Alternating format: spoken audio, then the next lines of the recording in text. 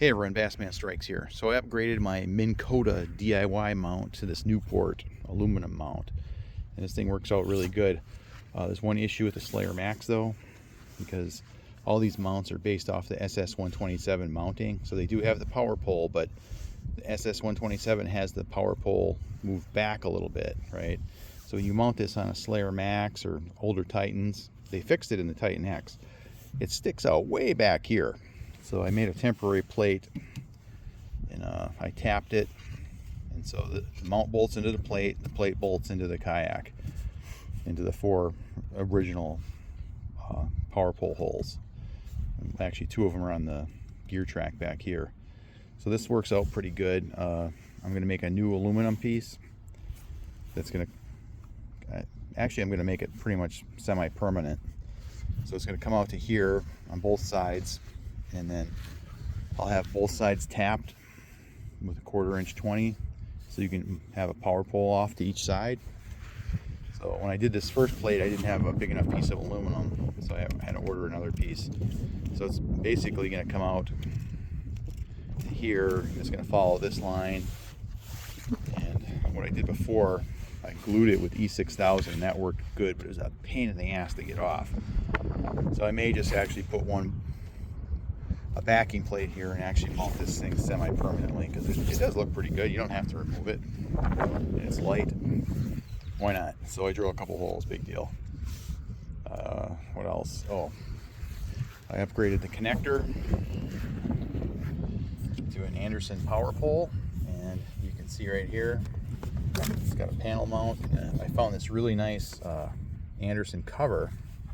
It's from Trailer Vision. This works out really good, and it has a big enough gland nut where you can use the corrugated tubing, so you get a really nice professional look. I think it looks even better than the setup that comes with the Newport motors, the NK180, NK300. So you just put it in there, and it snaps in. It's really nice. I got the Haswing control cable. There's 4 pins here that go up to the throttle. I just had that exit right here. That also worked out really nice.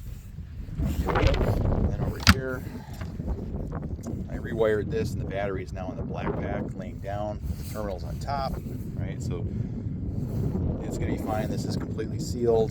This thing never gets water in it, so it's going to be great.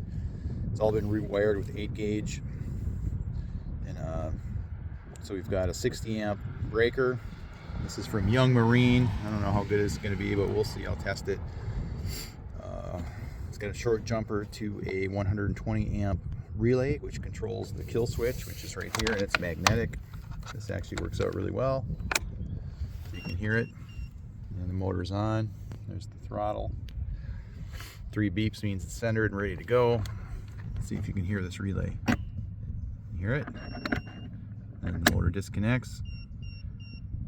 So this works out really well. Those snap-on ones are just too hard to pull off. So when I'm using this, I can disconnect this and hook it right up to my PFD up here. So that works out really nice. And it's all self-contained. Before I had an ammo can back here, which that worked out great, and you could move it around, but this system's a lot cleaner. And, as long as I don't keep tons of lead in here, this thing isn't really any heavier than what I had before, because this thing would load it up with the tackle boxes I was carrying that I never used. It was heavier than this battery. So that's pretty much it, folks. Anybody has any questions, let me know. I think it turned out pretty good. And I put the circuit breaker before the relay because you want to protect your downstream components, including the relay.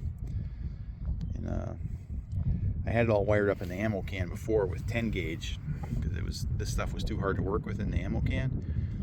And I'd get about, I don't know, I couldn't even go 2 miles before it popped. It would get hot.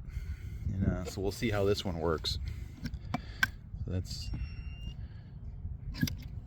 kill right there. You can the manual switch.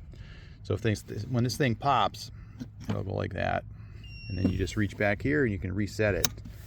But the thing with these seem to be well, they're like heat activated, right?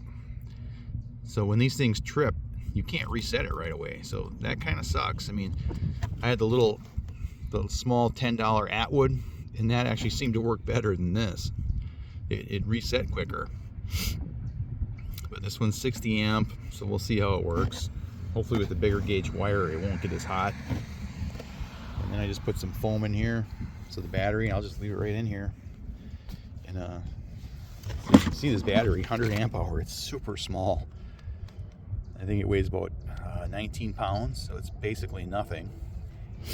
And then I've got the caps on here, you know, I think it should be pretty good.